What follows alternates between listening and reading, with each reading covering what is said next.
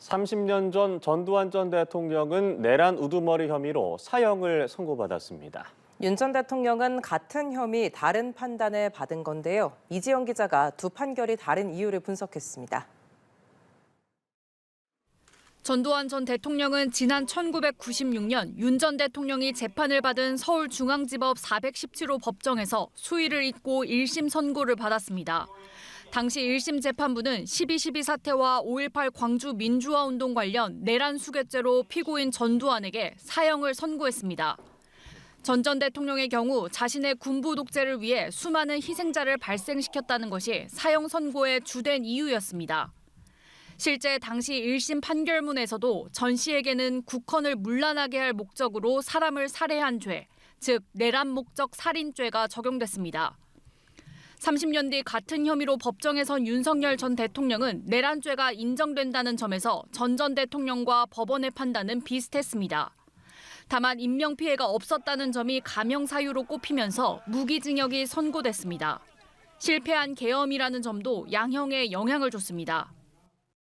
물리력의 행사를 최대한 자제시키려 했던 사정도 보입니다. 실탄 소지나 직접적인 물리력, 폭력을 행사한 예는 거의 찾아보기 어려웠습니다. 대부분의 계획이 실패로 돌아갔고. 재판부는 또 내란죄에 함께 가담한 혐의로 기소된 김용군 전 제3야전군 헌병대장과 윤승영 전 국가수사본부 수사기획조정관에 대해서는 국헌 문란의 인식을 공유했다고 보기 어렵다는 이유로 무죄를 선고했습니다. 연합뉴스TV 이지연입니다. 재판부는 윤석열 전 대통령이 1년 넘게 반복해왔던 경고성 계엄 등의 주장을 모조리 배척했습니다.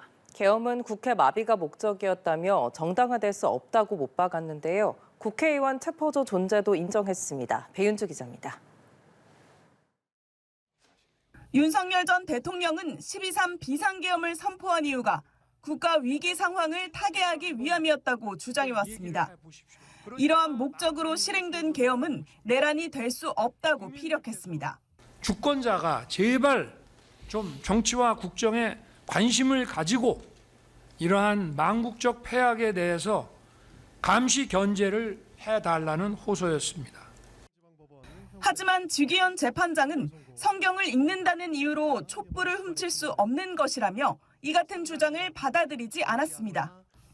대통령의 국가 긴급권 행사에 따른 계엄 선포 자체는 위법이 아니지만 헌법이 설치한 기관의 기능을 마비시키려는 의도가 있었다면 명백한 내란죄라고 지적했습니다. 국가 위기 상황이라고 판단하고 이를 바로잡고 싶어 했던 것은 그 정당성 여부에 관한 판단은 변론으로 하더라도 동기나 이유, 명분에 불과할 뿐이지 이를 군을 국회에 보내는 등의 목적이라고 볼 수는 없습니다. 재판부는 윤 전 대통령 등이 군을 언제 국회에서 철수시킬지 계획하지 않았다며 상당 기간 국회 활동을 마비시키려 했던 걸로 볼 수 있다고 강조했습니다.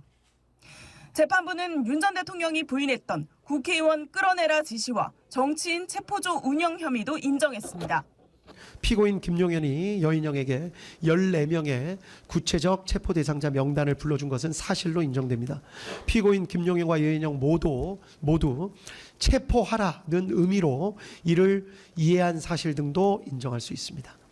재판부는 검찰과 공수처의 내란죄 수사권도 모두 인정했습니다. 직접 수사권은 없지만 관련 범죄를 수사하는 과정에서 내란죄 수사를 개시할 수 있다고 봤습니다. 지난해 3월 윤 전 대통령의 구속 취소 결정 당시 공수처 수사권 규정이 명확하지 않다던 지기현 재판장이 이번 판결에서는 수사권을 인정한 겁니다. 그러면서 만약 공수처의 수사권이 없다고 하더라도 윤 전 대통령을 유죄로 볼 근거는 충분하다고 강조했습니다. 연합뉴스TV 배윤주입니다. 지기현 부장판사는 재판 내내 적지 않은 논란이 이어졌습니다. 룸살롱 접대 의혹으로 수사 대상에 오르기도 했고 재판 과정에서 피고인 측에 끌려다니는 듯한 모습이 논란이 됐는데요. 선고 공판에서는 성경과 영국 찰스 1세까지 거론하면서 내란을 질타했습니다. 한채희 기자입니다. 지기현 부장판사는 재판 초기 윤석열 전 대통령에 대한 구속 취소 결정으로 논란의 중심에 섰습니다. 이후 술자리 접대 의혹이 불거지며 또 다른 논란이 일기도 했고 본격적인 재판 과정에서도 엄격한 소송 지휘보다는 피고인 측에 이끌려 다닌다는 지적을 받기도 했습니다. 12월 19일 그날도 한번 하시죠. 그러면은 이렇게. 다른 거 있으시다고 그랬지 아까. 원래는 제가 이틀 말씀드리려고 했는데 우리 변호사님들 저 간절한 눈빛에 제가 그냥 마음이 약해서. 결심 공판 때도 피고인들의 무제한 침대 변론을 방치해 하루가 연장되는 일도 있었습니다. 1년 내내 이어진 논란 끝에 지 부장판사는 1심을 선고했습니다. 선고 당일에는 그간의 논란을 의식한 듯 차분한 분위기 속에 선고문을 낭독했습니다. 내란죄를 인정하는 법리적 판단을 설명하는 과정에서 로마 시대부터 중세, 영국 왕정사에 이르는 역사적 사례를 근거로 꼽아 눈길을 끌었습니다. 찰스 1세는 반역죄 등으로 사형을 선고받고 죽게 되는 일이 있었습니다. 왕이 국가에 대해서 반역을 하였다는 사실을 명백하게 인정을 한 것을 알 수 있습니다. 또 국가적 위기 상황을 바로잡기 위해 계엄을 했다고 하더라도 국회 봉쇄를 수단 삼은 것은 명백한 잘못이라며 비유적 표현을 들기도 했습니다. 성경을 읽는다는 이유로 촛불을 훔칠 수는 없습니다. 순간의 잘못된 판단으로 치러야 할 사회적 비용은 산정하지 못할 정도로 어마어마하다며 윤 전 대통령을 질타하기도 했습니다. 국제사회에서 대한민국의 정치적 위상과 대외 신인도가 하락했고 결과적으로 우리 사회는 지금 정치적으로 양분돼서 극간의 대립 상태를 겪고 있습니다. 이러한 사회적 비용은 이 재판부가 보기에도 산정할 수 없는 정도의 어마어마한 피해라고 할 것입니다. 중앙지법에서 3년간 근무한 지 부장판사는 윤 전 대통령 선고를 끝으로 다음 주 서울 북부지법으로 자리를 옮깁니다. 연합뉴스 TV 한채입니다. 내란 우두머리로 1심에서 무기징역을 선고받은 윤 전 대통령이 변호인단을 통해 입장을 밝혔습니다. 국민께 사과한다면서도 내란이란 논리는 납득하기 어렵다고 했습니다. 법원 취재기자 연결해 자세한 내용 들어보겠습니다. 이채연 기자. 네, 윤 전 대통령이 변호인단을 통해 입장문을 내고 이번 선고에 대한 첫 소회를 밝혔습니다. 먼저 계엄 선포는 구국의 결단이었지만 자신의 부족함으로 많은 좌절과 고난을 겪게 해 국민들께 깊이 사과한다고 했습니다. 공식 사과는 했지만 판결에 대해선 유감을 밝혔는데요. 1심 무기징역을 선고한 지기현 재판부에 대해선 거짓과 선동의 정치 권력을 완전히 배척하지 못했다고 평가하면서요. 사법부가 자신의 진정성을 인정했지만 군이 국회에 갔기 때문에 내란이라고 본 건 여전히 납득하기 어려운 논리라고 했습니다. 법과 양심에 따른 판결을 기대하기 곤란한 상황에서 이 항소를 통한 법적 다툼이 무슨 의미가 있는지 깊은 회의가 든다, 이렇게 입장을 밝혔습니다. 그럼 윤 전 대통령 측 항소 여부는 결정이 됐습니까? 네, 일단 변호인단은 오늘 오전 구치소 접견을 통해 윤 전 대통령과 항소 여부에 대해서 논의를 했습니다. 윤 전 대통령이 향후 법적 다툼에 대한 회의감을 표한 데 대해서 그 의미를 두고 변호인단은 현재 심경을 밝힌 것뿐이지 항소 포기 의사를 표명한 것은 아니다, 이렇게 선을 그었습니다. 여전히 내란죄 인정 등을 둘러싸고 불복 의사를 내비친 만큼 다음 주 항소를 제기할 걸로 예상이 됩니다. 내란 특검 역시 사형을 구형했었죠. 그만큼 양형 부당을 이유로 법리 검토에 착수한 걸로 보이고요. 일부 하급자들 역시 무죄가 선고됐던 만큼 특검팀으로선 이들에 대한 항소도 함께 검토한다는 계획입니다. 이 8명의 피고인들 가운데 징역 30년이 선고된 김용현 전 국방장관 측이 어제 제일 먼저 불복 취지로 항소장을 제출했습니다. 항소심으로 가게 될 경우 다음 주 월요일 정식 가동을 앞둔 서울고법 내란전담 재판부 2곳에서 사건을 맡게 됩니다. 그런가 하면 1심 판결문만 1000쪽이 넘는 분량인데 재판 과정에서의 핵심 증언들에 대한 재판부의 판단은 어땠습니까? 네, 그렇습니다. 어제 지기현 재판부의 1심 판단에 대한 전체 이 판결문 쪽수만요, 1234페이지에 달합니다. 재판부는 계엄 당시 윤 전 대통령이 국회에 출동했던 이진우 전 수방사령관에게 총을 쏴서라도 본회의장 문을 부수고 들어가라, 이렇게 지시했다는 점을 인정했습니다. 또 주요 정치인 체포조 운용과 관련해서도요, 주요 근거로 꼽혔던 홍장원 메모는 그대로 믿기 어렵지만 싹 다 잡아들여라는 지시를 받았다는 홍 전 차장의 진술을 인정해 체포조 지시가 있었다 이렇게 결론 내렸습니다. 다만 곽종근 전 사령관의 증언이었죠. 한동훈 전 국민의힘 대표를 잡아오라며 총으로 쏴 죽이겠다고 말했다는 의혹에 대해선 사실로 인정할 수 없다라고 판단했습니다. 지금까지 서울중앙지법에서 전해드렸습니다. 윤석열 전 대통령은 1심 재판에서 내란죄가 인정됐지만 법정 최고형인 사형이 아닌 무기징역을 선고받았습니다. 재판부는 실패한 내란과 초범, 오랜 공직생활 등을 감형사유로 꼽았는데 이런 사유가 내란 우두머리죄의 감형사유로 적절한지 논란도 있습니다. 배윤주 기자가 보도합니다. 지기현 재판부가 열거한 윤석열 전 대통령의 감형 사유는 모두 6가지입니다. 우선 내란범 행과 관련해선 계엄을 아주 치밀하게 계획하진 않은 점과 물리력 행사를 최대한 자제시키려 한 점, 대부분 계획이 실패한 점을 들었습니다. 실탄 소지나 직접적인 물리력, 폭력을 행사한 예는 거의 찾아보기 어려웠습니다. 대부분의 계획이 실패로 돌아갔고 여기에 범죄 전력이 없고 장기간 공직에 있던 점, 65세의 비교적 고령이라는 개인적 요소까지 정상 참작의 사유로 꼽았습니다. 일반적인 범죄에 적용하는 감형 요소를 내란 우두머리 혐의에도 적용한 건데 적절성을 두고 논란이 제기됩니다. 정성호 법무부 장관은 SNS를 통해 재판부가 계엄으로 초래된 막대한 사회적 비용을 지적하면서도 결과적으로 실패한 내란이란 이유로 감형해준 판단이 국민의 법감정에 부합하는지 되짚어봐야 한다고 밝혔습니다. 실제 지규현 재판장도 내란 우두머리를 인정하면서 내란죄는 그 위험성 때문에 더 엄한 처벌이 필요하다고 강조한 바 있습니다. 내란죄에 대해서는 특이하게도 어떠한 위험을 일으킨 행위 자체만으로도 높은 형을 규정하고 있는 것입니다. 이는 그 자체로 위험성이 매우 크기 때문입니다.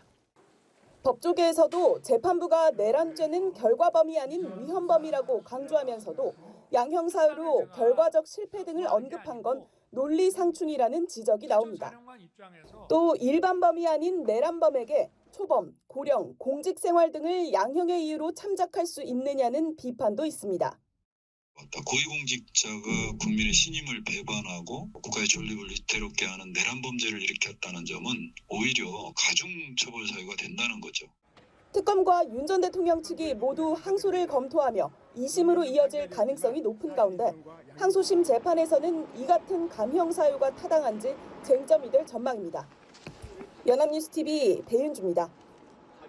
네, 윤석열 전 대통령의 내란 우두머리 혐의로 1심에서 무기징역을 선고받은 것을 두고 정치권의 파장이 이어지고 있습니다. 관련 내용을 포함한 정치권 이슈들 서영주 전 더불어민주당 상근 부대변인, 강전애 전 국민의힘 대변인 두 분과 함께 자세히 짚어보겠습니다.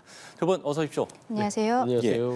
자, 윤석열 전 대통령의 1심에서 무기징역을 선고받았습니다. 지기현 재판부는 군을 국회로 보낸 게 핵심이다. 이 부분을 여러 차례 강조하면서 이 내란죄를 인정을 했는데요. 어제 그 판결 어떻게 좀 보셨습니까? 사실 좀 아쉬움이 많은 판결이지 않았나 싶어요. 네. 그러니까 이 내란과 관련된 재판이 지기현 재판부만 있었던 게 아니고 이진관 판사의 재판부에서도 있었잖아요. 거기서 굉장히 세세하게 국민들이 이해할 만한 어떤 판결문이 써졌다면 이번 지기현 재판부는 뭔가 허술한 그런 좀 무기징역이라는 내란 우두머리에게 최소형을 주기 위한 짜맞추 듯한 좀 이해할 수 없는 판결들이 있었어요. 예. 대표적인 게 뭐냐면 계엄이 성공을 못했고 실패했기 때문에 강경사유예요. 성공해야 됩니까? 아니잖아요. 그러니까 실패했다 하더라도 이미 행위 자체에서는 그 내란이라는 엄중한 어떤 범죄 행위를 했으면 거기에 맞게끔 또 재판을 진행하고 판결을 내려야 되는데 그 부분이 아쉬웠고요. 또 두 번째 말씀드리는 것은 사실 지기현 재판부가 초범, 고령 이런 거를 또 이 강경사유로 했습니다. 네네. 내란을 두 번 합니까? 저는 그런 부분들도 이해가 안 되고 공직을 오래 해서 국가에 헌신했다는 부분도 강경사유로 들었어요. 아니 이진관 재판부는 고위공직에 있었기 때문에 그 자체가 더 가중처벌을 할 수밖에 없는 것이다 라고 얘기했던 것인데 지금 지기현 재판부는 그래도 공무원을 오래 했으니까 그 부분도 감형하겠다. 저는 사실 지기현 법정에서의 무기징역은 국민의 법정에서는 사형이 아니었을까 저는 그 아쉬움을 좀 말씀드리고 싶습니다. 예. 그러니까 지금 이제 이야기해 주신 그런 이제 감형 사유들, 이런 감형 사유를 과연 내란죄에 적용하는 것이 적절한 것인가, 이 부분에 대한 논란도 좀 있는 것 같고요. 1심 판결에 대해서 어떻게 보셨어요? 일단은 우리 대한민국 역사에 있어서 굉장히 슬픈 한 장이 이제 마무리가 되었구나라는 생각을 했습니다. 예. 일단 윤석열 전 대통령은 어제 형사 사건에 있어서 1심 판결이 나온 것이고 그 이전에 이미 헌법재판소에서 탄핵이 인용이 되면서 파면 결정을 받지 않았습니까? 당시에는 이미 정치적으로 사형 선고를 받은 것이라고 생각을 합니다. 어제 무기징역이 나온 것은 사실 법조계에서는 어느 정도 예상했던 바라고 보이는데요. 네. 과거 전두환 전 대통령 같은 경우에 일단은 대통령의 직에 있었던 사람이 아니었고 사형 선고를 받을 때 내란 목적 살인죄 이 부분이 포함돼서 사형 선고를 받았던 것이거든요. 그런데 이번에는 뭐 이게 짧게 끝나든 아니든 간에 어쨌든 유혈 사태가 없었다는 부분들 이런 것들을 보았을 때는 무기징역 정도 나오지 않을까라고 많이들 예상을 했습니다. 그리고 대한민국은 이미 사형제를 실질적으로 폐지한 국가이거든요. 사형제를 폐지했다는 것은 우리의 민주주의가 그만큼 발전을 했기 때문에 더 이상 사형제도가 필요하지 않다라는 이유가 있었던 것이고 어떻게 보면 윤석열 전 대통령도 21세기의 대한민국의 민주주의를 파괴하는 행위를 했기 때문에 형을 선고를 받은 것인데 그렇다면은 사법부로서는 사형보다는 무기징역을 선고함으로써 우리 대한민국 국민들이 하나가 되는 이러한 계기를 마련한 것이 아닌가 그런 생각도 해봤습니다. 예. 윤석열 전 대통령의 입장도 나왔습니다. 국민께 많은 좌절과 고난을 겪게 했다며 사과를 했습니다만 군이 국회에 갔기 때문에 내란이라는 이 재판부의 판단, 이 부분에 대해서는 이 논리를 납득하기 어렵다. 이런 입장도 밝혔습니다. 윤 전 대통령의 입장을 어떻게 들으셨어요? 사실상 뭐 사과라고 하기에는 좀 그 뒤에 부분이 사과가 아닌 것 같잖아요. 군을 국회에 보낸 게 네. 그게 무슨 내란이냐라는 것인데 그게 내란이에요. 그렇게 하지 않도록 법률이 규정하고 있습니다. 물론 이제 저는 이 직위원재판부의 판결에 국민들이 의아해하는 건 과연 이 비상계엄의 요건을 갖췄느냐에 대해서 설명이 없었어요. 계속해서 그냥 군을 국회에 보낸 게 이게 내란입니다. 핵심이다. 계속 그 핵심만 얘기하는데 그래도 판결문 ABC라면 과연 이게 전시 사변에 준하는 비상 상태였는가? 그 판단이 절차적으로 정당했는가? 그리고 국회에 보내는 것들 헌법기관의 어떤 기능을 마비시키려고 했던 것들이 없는가? 좀 ABC를 차곡차곡 해야 되는데 역시 직위원 판사는 구속시설을 했다. 그 전력이 있어서인지 뭔가 판결문 자체가 난잡하다. 그리고 가장 경악스러웠던 건 우발적인 결정이었다는 겁니다. 이 윤석열 그 내란 우두머리가 12월 3일 날 이 내란을 저질렀는데 이 결정을 12월 1일 날 이틀 전에 했다는 거예요. 그러면 그 전에 수많은 판결문 속에서 23년 11월부터 군 관계자들과 많은 사람들을 만나면서 이 내란에 대해서 빌드업을 했는데 그건 안 읽어봤을까요? 그러면 우발범이기 때문에 이것도 강경사유다? 이 부분에 이제 항소에서 다투겠으나 저는 사실상 이런 부분에 있어서는 도저히 납득할 수 없는 판결 감형의 사유들이 너무 많았다. 좀 그런 부분을 지적하고 싶습니다. 예. 어쨌든 감형이 된 부분에 있어서 우발적이었다기보다는 1년 동안 특검 입장에서는 준비를 해왔다라고 주장을 했었는데 그 부분을 받아들이지는 않았거든요. 근데 말씀하신 것처럼 저도 특검 측에서는 항소를 하지 않을까 그리고 항소하고서는 그 내용에 있어서 1년 동안 준비해왔던 것을 다시 한번 새로운 증인신문을 한다라든지 이런 것을 입증하려 하지 않을까라는 생각도 듭니다만 그것은 항소심에서는 실질적으로 좀 무용하고 그리고 어떻게 보면 기간만 길게 할 뿐이다라고 말씀을 드리고 싶습니다. 특검에서 주장한 내용들이 오히려 대부분 다 받아들여졌거든요. 윤석열 전 대통령 측에서 주장한 것은 거의 받아들여지지 않은 부분입니다. 근데 1년 동안 준비를 했다라고 해서 이게 무기징역이었던 것이 특검이 구형했었던 사형으로 올라갈 정도인가? 그 부분은 약간 의문점이 있는 거죠. 예. 결국 특검이라는 것은 뒤에 민주당에서 법안으로 만들어낸 기관이기 때문에 민주당 정청래 대표가 지금 굉장히 분노하는 메시지들을 쏟아내고 있는 상황에서 특검은 항소를 할 수밖에 없겠고 그리고 항소심에서 이러한 부분을 주장할 것이라고 생각합니다만 저는 이거는 다시 말씀드리지만 무용한 절차가 되고 오히려 길이만 길어질 뿐이다라고 말씀드리고 싶습니다. 예. 다만 윤석열 전 대통령 측에서는 아마도 공수처의 수사권에 대해서 항소심에서 다시 한번 다투게 되지 않을까 싶어요. 왜냐하면 체포방해 혐의로도 5년형을 이미 지난달에 선고를 받았었거든요. 그때도 공수처의 수사권을 인정하는 법원의 판단이 나왔었는데 직위원 재판부와는 다른 재판부입니다. 바로 다음 날 윤석열 전 대통령의 변호인들이 기자회견을 통해서 공수처의 수사권이 내란죄에 있지 않은데 기존에 직권남용 권리행사 방해를 수사를 하다가 인지에서 내란죄로 넘어간 증거가 없다라는 주장을 하고 있었거든요. 그리고 어제 직위원 판사가 대략적으로 이야기를 하긴 했습니다만 그러한 증거에 대해서는 정확하게 언급을 하진 않았습니다. 예. 그렇다면은 윤석열 전 대통령은 오늘 메시지는 마치 항소를 포기할 것처럼 직접적인 메시지가 나오진 않았습니다만 변호인 측에서는 항소 포기는 아니다라고 이야기를 하고 있거든요. 네, 그렇죠. 윤 전 대통령의 메시지가 좀 혼란스러운 것은 사실이지만 아마도 변호인들이 항소를 통해서 이 부분을 다시 집중적으로 다루게 되지 않을까라고도 생각합니다. 예, 짧게 첨언하시겠습니다. 사실상 뭐 이 재판에 대한 판결문을 여기서 얼갈한다는 게 그렇게 큰 의미는 없을 것 같고요. 대다수 국민들은 이 내란 우두머리에게 무기징역을 내린 직위원 재판부에 대해서 그렇게 만족할 만한 법감정을 갖고 있지는 않은 것 같아요. 예. 뭔가 말끔하지 않습니다. 심지어 직위원 재판부의 판결문을 가지고 야당 대표인 장동혁 대표조차도 허점들이 많다. 이건 한번 뒤집어볼 만하다. 이런 식으로 얘기할 정도의 판결문이었단 말이에요. 그래서 저는 이런 판결문을 쓴 직위원 판사가 저는 사법부의 신뢰를 떨어뜨린 거 아니냐라는 것이고 저는 한 가지만 분명히 하고 싶어요. 사법부의 판결은 어떤 의미를 갖고 있는지 판사들이 좀 알아야 됩니다. 사법부의 판결은 사회의 질서와 규범을 새로 세우는 그런 나침반 같은 겁니다. 그러면 내란이라는 것들이 뭡니까? 민주주의 사회에서는 절대 있어서는 안 될 거 아닙니까? 반복돼서도 안 되는 거 아닙니까? 한치의 여지도 주면 안 되는데 그 규범과 질서를 세우려면 최소한 사형제가 폐지됐다 하더라도 실질상 집행되지 않는다 하더라도 사형을 선고함으로써 내란범에 대해서는 다시 생각도 못하고 꿈도 못 꾸게끔 하는 것들. 저는 그게 사법부의 판결의 의미가 아닌가. 그런 아쉬움들을 저는 좀 다시 한번 강조하고 싶습니다. 이 부분에 대해서 하나 말씀드리고 싶은 거는요. 민주당에서는 뭐 계속적으로 저희 국민의힘은 사법부를 무력화하려고 하고 있다라고 말씀을 드리는데 이번 판결에 대해서 민주당의 입장도 똑같은 것이라고 생각을 합니다. 결국에는 본인들의 입맛에 맞는 판결에 대해서는 정의로운 판결 그리고 본인들이 원하지 않는 판결에 대해서는 재판부를 흔드는 모습을 보이고 있거든요.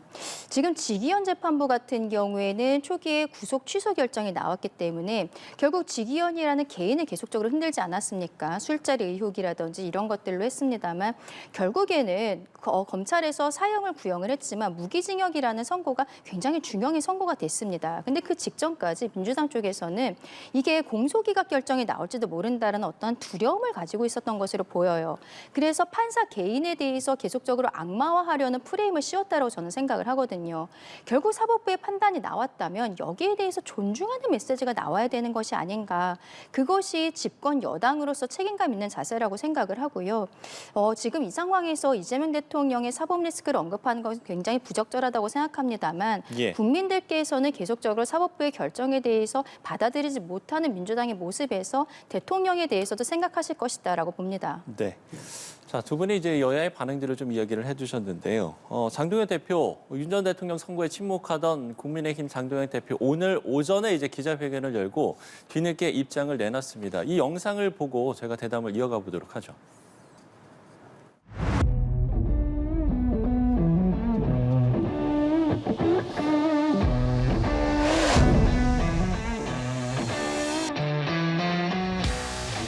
과거의 망령에 사로잡혀 있는 윤어게인 세력과 즉각 절연하십시오. 더 이상 모호한 입장으로 국민을 기만해서는 안 됩니다.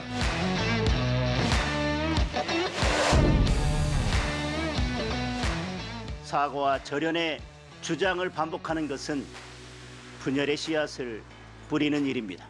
대통령과의 절연을 앞세워 당을 갈라치게 하는 세력, 단호하게 절연해야 할 대상은 오히려 이들입니다.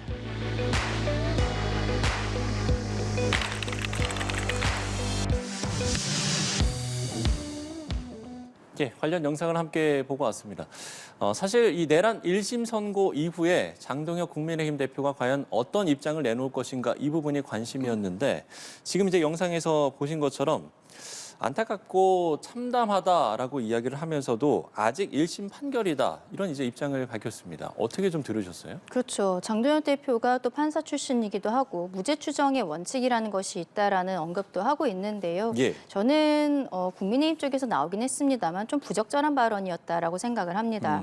판사로서 법조인으로서 이 판결에 대해서 언급하는 것이 아니라 한 정당의 대표로서 지금 피고인을 대통령으로 배출한 정당의 대표로서 이야기를 하고 있는 것이기 때문에 1심 판결에 대한 존중의 메시지가 나와야 된다고 생각을 하고요. 그리고 거기에 대해서 정무적 책임을 지는 메시지가 나왔어야 되는데 마치 여기에 대해서 법적인 부분만 언급하는 것처럼 이야기하는 것은 국민들께서 지금 국민의힘에게 장동혁 대표에게 듣고 싶은 메시지는 전혀 아니라고 생각을 합니다.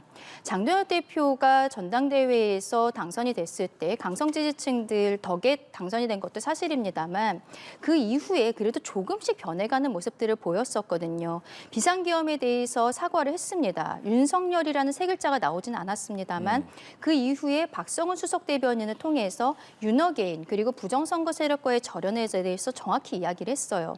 근데 그 다음에 장동혁 대표와 김민수 최고가 유튜버들과의 약간 설전 이런 것들을 통해서 국민들께서는 2월 19일에는 장동혁 대표가 분명히 메시지를 낸다고 이미 조선일보와의 인터뷰에서 이야기를 했으니까 완전히 전환된 메시지가 2월 19일경 나오겠구나라고 기대를 하셨던 겁니다. 네네. 그런데 어저께 바로 나오지도 않고 오늘 오전에 나온 메시지가 그동안에 돌아갔었던 모습을 다시 처음으로 돌린 것이 아닌가 싶어요. 굉장히 실망스럽다라고 말씀드릴 수밖에 없고요. 이것은 이번 지방선거를 넘어서서 저희 국민의힘이 보수정당으로서 국민들에게 자신감 있는 모습 보여드려야 된다라고 생각하고 있거든요. 지금 여당이 폭주하는 모습을 막을 수 있는 것은 저희 국민의힘밖에 없다고 생각합니다.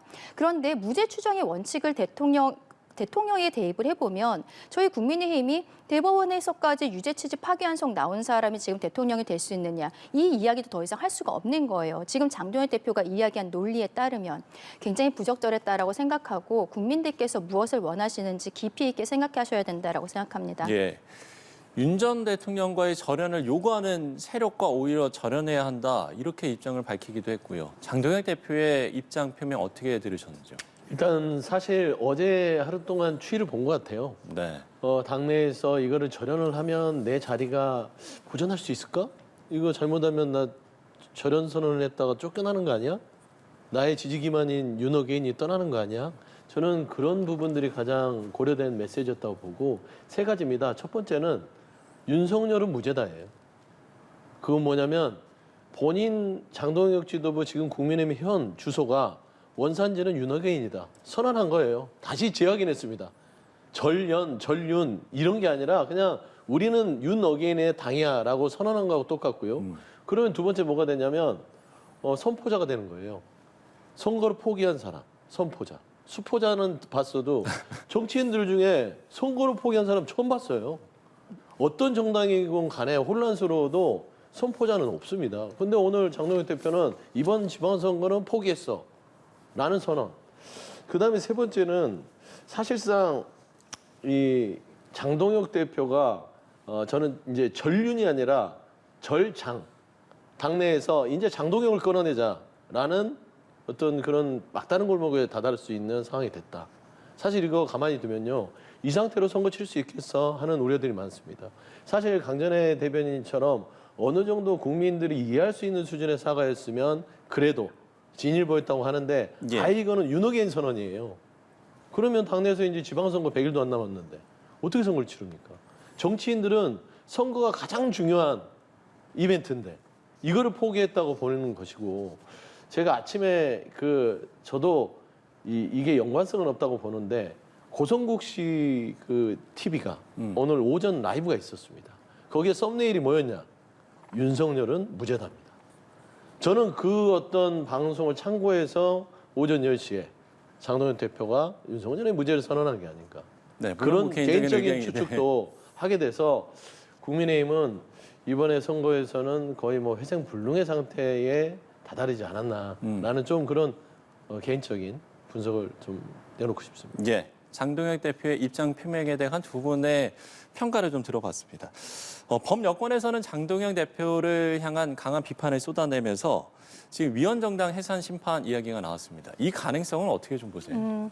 지금 당장 하지는 못할 것이라고 생각을 하고요. 네. 그것보다는 일단은 추경호 당시 원내대표가 기소가 되어 있는 상황이기 때문에 1심 판결이 나온 다음에 그 이야기가 나오지 않을까 싶습니다. 만약에 추경호 원내대표가 지난번에 영장실질심사에서 구속이 되었다면 그때는 민주당에서 직접적으로 추진할 가능성이 저도 있다고 생각했습니다만 영장이 기각이 되었고 지금까지는 약간 잠잠해져 있었던 것이죠. 국민들께서 보시기에 속도가 좀 느리다라고 보실 수 있었겠습니다만 장동혁 대표도 앞서 제가 말씀드린 것처럼 조금씩 변화하는 메시지들이 나오고는 있었던 것이 사실이거든요. 그런데 오늘 오전의 메시지로서 민주당과 조국혁신당의 이러한 지적들에 대해서 어떻게 반응을 해야 될지 사실상 국민의힘으로서도 좀 혼란스러운 상황이 아닌가 싶습니다. 다만 이번에는 어쨌든 민주당 입장에서도 대통령께서 지금까지는 협치를 이야기하고 계시고 네. 앞서 말씀드린 것처럼 추경호 원내대표에 대해서 명확한 판단이 나오지 않는 이상 이러한 프레임으로서 아마 지방선거를 이끌어가겠다는 의도가 아닌가 그렇게 생각합니다. 네. 저는 사실상 이 지방선거를 앞두고 위헌정당 해산 이거는 좀 추진되기는 어려울 것 같아요.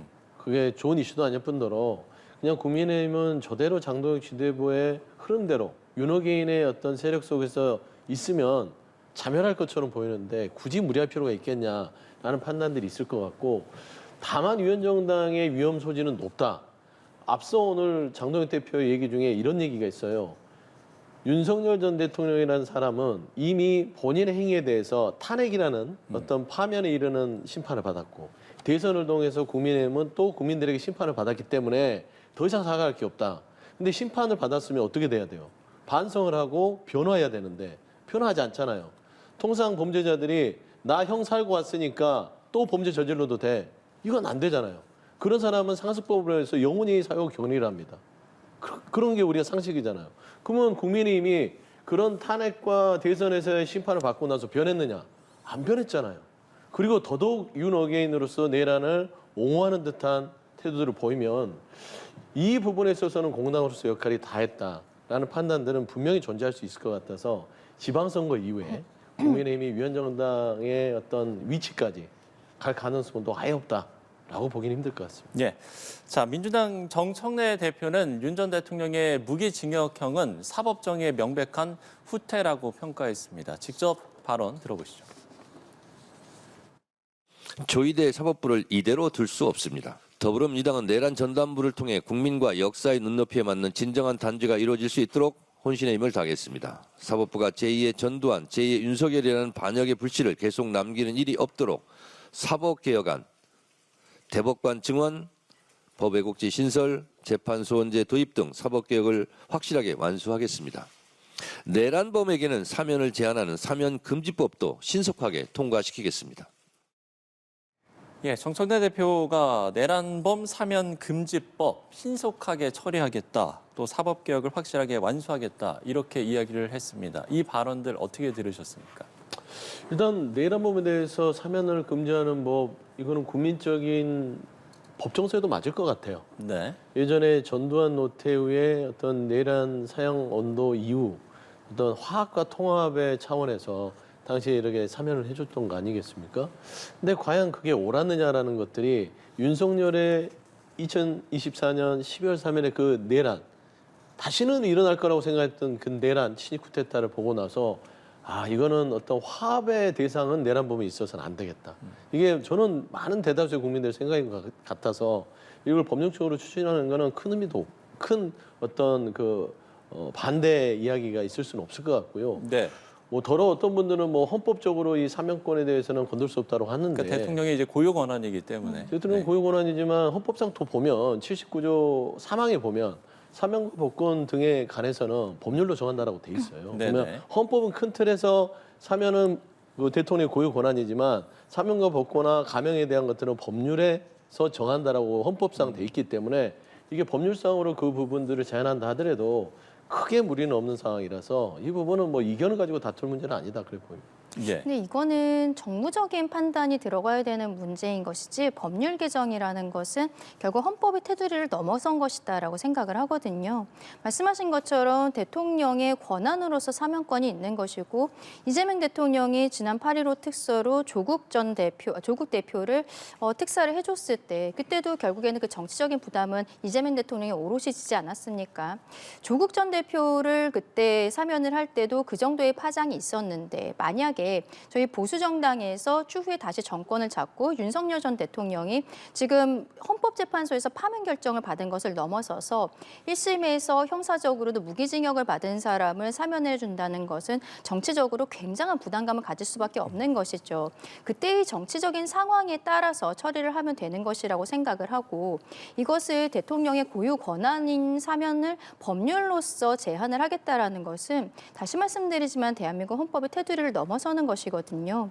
하지만 어떻게 보면은 국민들께서 이런 것을 원하시지 않느냐라고 이야기하는 부분에 대해서는 어느 정도 동의를 하는 부분들도 있습니다. 그렇지만 국민들께서 생각하시는 바가 모두 지금 법률로서 들어가야 된다고 생각하지는 않거든요. 결국에는 이게 정무적으로 처리할 수 있는 것을 지금 민주당에서는 입법 만능주의 형태로 계속적으로 처리하는 것이 아닌가. 오히려 법 왜곡죄라든지 실질적으로 사심죄, 법관 증언 이런 형태로 이재명 대통령의 사법 리스크를 어떻게 보면 법적으로 해소하려고 하는 과정에 있어서 이 사건에 대해서도 사면법 개정을 넣으면서 국민들의 어떠한 환심을 사기 위한 시도가 아닌가 이런 생각까지 듭니다. 예. 자, 추가적으로 질문을 드려보면 민주당이 추진한 2차 종합특검 또 내란 전담 재판부가 다음 주부터 이제 가동이 되는데 이 두 기구는 어떤 문제에 좀 집중을 해야 된다라고 보시는지요? 일단 2차 특검 자체는 사실 그 내란에 이르는 과정 속에서 다 이게 내란 주요 임무 종사자 외에도 조금 하위까지 국가 공직자들이 이게 비자발적이든 자발적이든 간에 관여한 분들이 있어요. 거기까지는 시간상 또 수사가 이루어지지 않는 부분이 있습니다. 예. 그래서 저는 그런 부분을 마무리하고 특히 김건희 씨에 대한 김건희 특검의 미진한 부분, 양평고속도로라든지 그다음에 예를 들면 삼부토건에 대한 주가 조작 부분들도 아직 손을 못 댔어요. 김건희 씨가 너무 많은 불법 행위를 했기 때문에 그런 마무리 차원의 2차 특검이 진행되는 것이고요. 내란 전담 재판부 부분들은 지금 이제 그 오늘 어젠가요? 19일 날 최종 선고가 나왔는데 그 부분에 대해서 이제 항소를 하게 되면 내란 전담 재판부가 맡게 됩니다. 네. 근데 지금 보세요. 이진관 재판부, 직연 재판부를 딱 비교해 봤을 때 너무 확연한 시각차를 재판부가 보이지 않습니까? 내란을 바라보는 시각 자체가 달라요. 그렇기 때문에 전담 재판부를 두자고 했던 겁니다. 저는 1심에서 이런 사법부 내에서도 정리 안 되는 내란의 기준을 내란 전담 재판부를 통해서 올바르게 법 감정에 국민 정서에 맞게끔 그리고 철저하게 내란을 사회적인 질서와 규범에 맞는 판결을 할 수 있게끔 하는 차원에서 저는 잘 뒀다라고 좀 판단하고 싶어서요. 여기에 대해서는 이견이 크게 있을 수는 없을 것이다 봅니다. 네. 2차 종합특검이라든지 내란 전담 재판부 앞으로의 재판 과정은 속도를 높이는 것이 저는 관건이 아닌가라고 생각을 합니다. 근데 내란 전담 재판부 같은 경우에는 윤석열 전 대통령이 1심이 일각에서는 직연 재판부가 일부러 지연시켰다라고 이야기하지만 그렇게 이야기할 수는 없는 게 너무나 증인이 많았었던 것은 사실이거든요. 근데 이제 항소심 같은 경우는 속심의 개념이기 때문에 1심에 나왔던 증인들이 또 나와야 되는 것은 아닙니다. 그러면 윤석열 전 대통령 측이나 혹은 특검 측에서 추가적으로 증인 신청을 했을 때 여기에 대한 당부를 판단을 빠르게 해서 재판의 속도를 빠르게 올리고 그리고 결국에는 이게 대법원까지 갈 사건이라고 생각하거든요. 대법원 판단이 빠르게 나와서 국민들이 안정될 수 있도록 하는 것이 가장 중요한 역할이겠다라고 생각을 하고요. 2차 특검 같은 경우에는 저희 국민의 입장에서는 이것은 필요하지 않다라고 말씀을 드렸던 기관이었던 거죠. 왜냐하면은 처음에 이재명 대통령 치하에서 이제 3대 특검을 시작을 했을 때 특검은 기간이 정해져 있기 때문에 이 기간 안에 빠르게 지금 혼란을 수습을 하고 그 다음으로 나아가야 된다. 미래로 나아가야 한다는 형태로 국민들에게 특검의 필요성을 설득을 했었던 겁니다. 그런데 실제로는 특검 인원도 증언하고 그리고 하던 기간도 원래 기간을 더 늘렸었죠. 그걸 넘어서서 이제는 2차 특검까지 하겠다는 것은 특검 만능주의라고 볼 수밖에 없어요. 지금 지금 상설특검도 하고 있는 상황 아니겠습니까? 이런 상황에서 왜 검찰은 폐지를 하겠다라는 것인지 국민들은 의구심을 가지실 수밖에 없는 거죠. 2차 특검도 하다 보면은 지금 뭐 양평 고속도로 사건이라든지 제대로 해결이 되지 않은 사건들 이걸 마무리하겠다라면서 또 연장하고 3차 특검, 4차 특검 없으리라는 보장이 없는 상황입니다. 본인들이 할 수 있는 것까지만 딱 하고서는 마무리하는 모습을 보여야 된다. 그렇게 생각합니다. 예, 알겠습니다. 자, 지방선거를 앞둔 내란 우두머리로 1심에서 무기징역을 선고받은 윤 전 대통령이 변호인단을 통해 입장을 밝혔습니다. 국민들께 사과한다면서도 내란이란 논리는 납득하기 어렵다는 주장을 굽히지 않았는데요. 네, 법원 취재기자 연결해 알아보겠습니다. 이채연 기자. 네, 윤 전 대통령이 변호인단을 통해 입장문을 내고 1심 선고에 대한 첫 소회를 밝혔습니다. 자신의 부족함으로 많은 좌절과 고난을 겪게 해 국민들께 깊이 사과한다고 했습니다. 공식 사과는 했지만 그간 자신의 입장을 굽히지 않았습니다. 1심 무기징역을 선고한 지규현 재판부가 자신의 진정성을 인정하고도 군이 국회에 갔기 때문에 내란이라고 본 건 여전히 납득하기 어려운 논리라는 겁니다. 계엄 선포 결정은 오직 국가와 국민을 위한 것이었다고 재차 주장하기도 했고요. 법과 양심에 따른 판결을 기대하기 곤란한 상황에서 항소를 통한 법적 다툼이 무슨 의미가 있는지 깊은 회의가 든다고도 밝혔습니다. 지지자들을 향해서는 결집을 호소했습니다. 네, 윤 전 대통령 측 항소 여부는 언제쯤 결정됩니까? 일단 변호인단은 오늘 구치소 접견에서 윤 전 대통령과 항소 여부에 대해 논의했습니다. 윤 전 대통령이 향후 법적 다툼에 대한 회의감을 표하긴 했지만 변호인단은 현재 심정을 밝힌 것일 뿐 항소 포기 의사를 표명한 건 아니라고 선을 그었습니다. 여전히 내란죄 인정 등을 두고 반발하고 있어 다음 주 항소를 제기할 걸로 예상됩니다. 사형을 구형했던 내란 특검도요, 예고한 대로 양형부당을 이유로 법리 검토에 나선 걸로 보입니다. 일부 하급자들 역시 무죄가 선고된 만큼 특검팀으로선 이들에 대한 항소도 함께 검토한다는 계획입니다. 피고인들 전체 8명 가운데 징역 30년이 선고된 김용현 전 장관 측에 이어 오늘 노상원 전 국군정보사령관 측도 징역 18년이란 선고에 항소했습니다.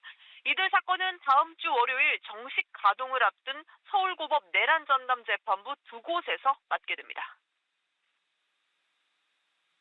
자, 1심 판결문만 1000쪽이 넘는 분량인데 재판 과정에서의 핵심 증언들에 대한 재판부의 판단은 어땠습니까? 네, 전체 1234쪽에 달하는 판결문 곳곳엔 재판 쟁점이었던 체포 지시는 물론 의원 끌어내라 지시 여부에 대한 판단이 구체적으로 담겼습니다.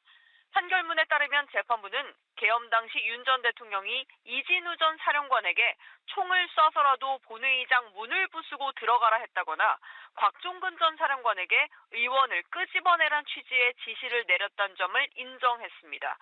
주요 정치인 체포조 운영과 관련해선 주요 근거로 꼽혔던 홍장원 메모를 그대로 믿긴 어렵지만 싹 다 잡아들이란 지시를 받았던 홍 전 차장의 진술은 인정해 체포조 지시가 있었다 이렇게 봤습니다.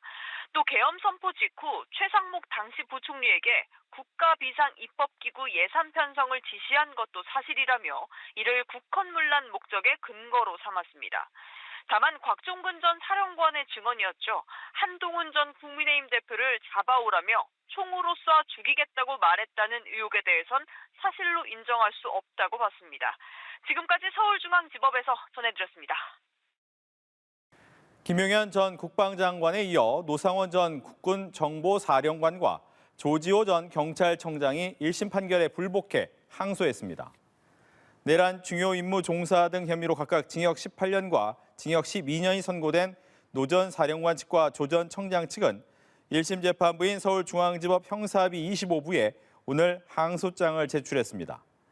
지규현 재판부는 노 전 사령관이 민간임에도 자기 영향력을 과시하는 방법으로 다수를 끌어들여 피해를 줬고 조 전 청장은 오히려 경찰이 군의 국회 출입을 돕도록 했다고 지적했습니다.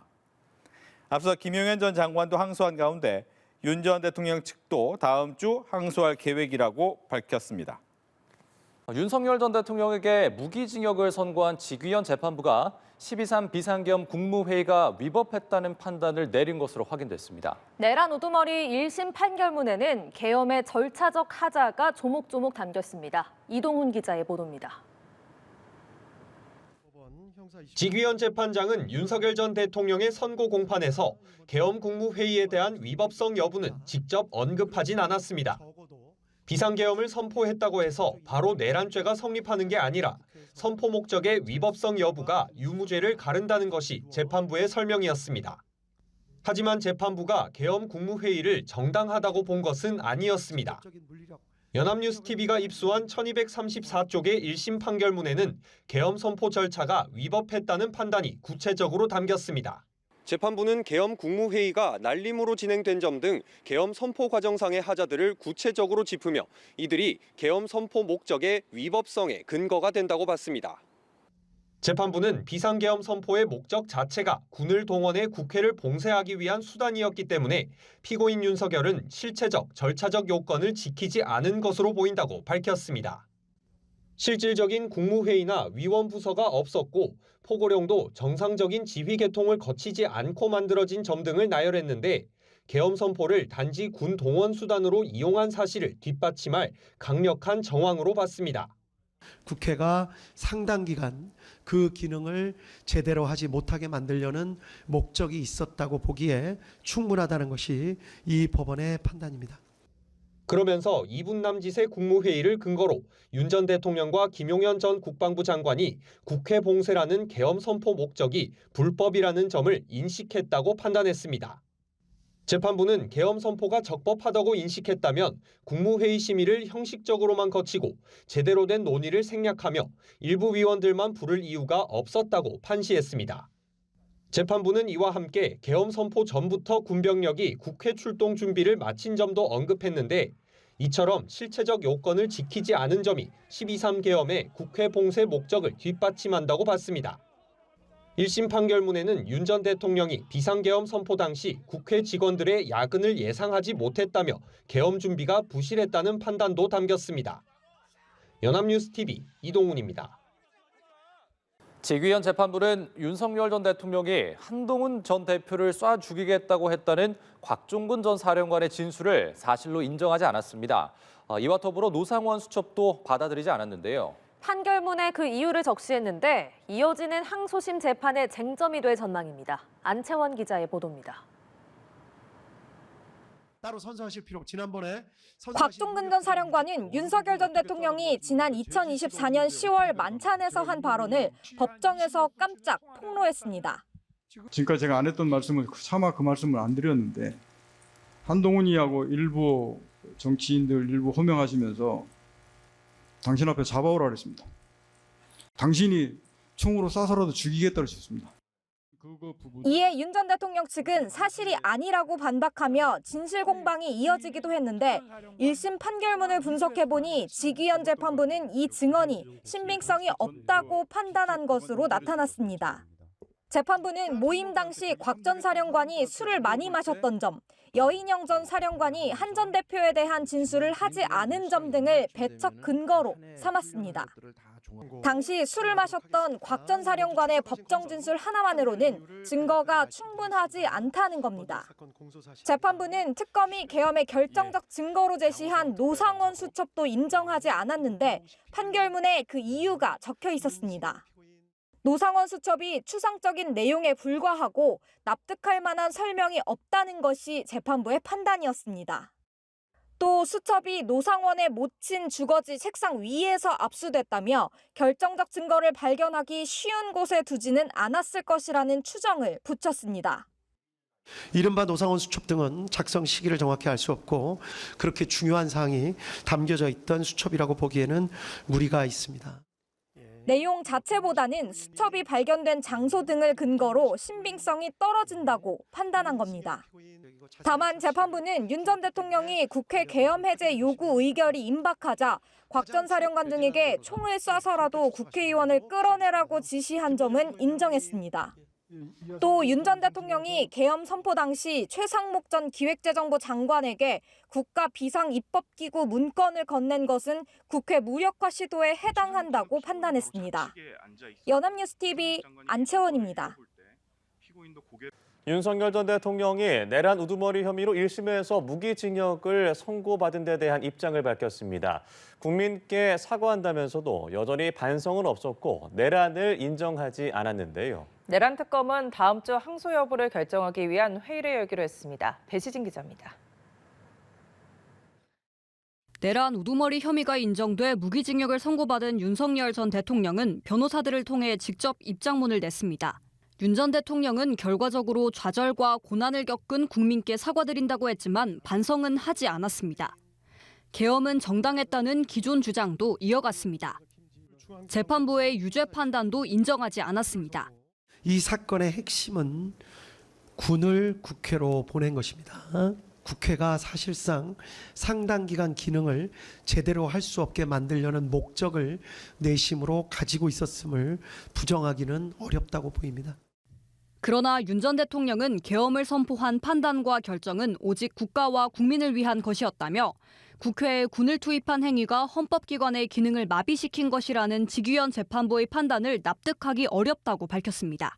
우리의 싸움은 끝이 아니다. 뭉치고 일어서야 한다며 선동성 발언도 이어갔습니다. 사법부의 독립을 담보할 수 없다며 법적 다툼이 의미가 있는지 회의가 든다고도 했지만 윤 전 대통령 측은 항소를 포기한다는 의미는 아니라고 설명했습니다. 내란 특검팀은 항소 수순에 착수했습니다. 오는 23일 항소 여부와 이유를 논의하기 위한 회의를 열기로 했습니다. 회의에는 조은석 특검을 비롯해 장우성 특검보와 원대 복귀한 부장검사 등 10명 안팎이 참석할 것으로 파악됐습니다. 사형을 구형했던 법리를 토대로 윤 전 대통령 양형이 부당하다는 입장을 피력할 것으로 보이는데 일부 피고인에게는 무죄가 선고된 만큼 이들에 대한 항소도 검토할 계획입니다. 연합뉴스TV 배시진입니다. 직위원 재판부는 윤석열 전 대통령이 한동훈 대표를 쏴 죽이겠다고 했다는 곽종근 전 사령관의 진술을 사실로 인정하지 않았습니다. 또 노상원 수첩도 받아들이지 않았습니다. 판결문에 그 이유를 적시했는데 이어지는 항소심 재판의 쟁점이 될 전망입니다. 안채원 기자의 보도입니다. 지난번에 곽종근 전 사령관은 윤석열 전 대통령이 지난 2024년 10월 만찬에서 한 발언을 법정에서 깜짝 폭로했습니다. 지금까지 제가 안 했던 말씀을 차마 그 말씀을 안 드렸는데 한동훈이하고 일부 정치인들 일부 호명하시면서 당신 앞에 잡아오라 그랬습니다. 당신이 총으로 쏴서라도 죽이겠다고 했습니다. 이에 윤 전 대통령 측은 사실이 아니라고 반박하며 진실 공방이 이어지기도 했는데 1심 판결문을 분석해보니 직위원 재판부는 이 증언이 신빙성이 없다고 판단한 것으로 나타났습니다. 재판부는 모임 당시 곽 전 사령관이 술을 많이 마셨던 점, 여인영 전 사령관이 한 전 대표에 대한 진술을 하지 않은 점 등을 배척 근거로 삼았습니다. 당시 술을 마셨던 곽 전 사령관의 법정 진술 하나만으로는 증거가 충분하지 않다는 겁니다. 재판부는 특검이 계엄의 결정적 증거로 제시한 노상원 수첩도 인정하지 않았는데 판결문에 그 이유가 적혀 있었습니다. 노상원 수첩이 추상적인 내용에 불과하고 납득할 만한 설명이 없다는 것이 재판부의 판단이었습니다.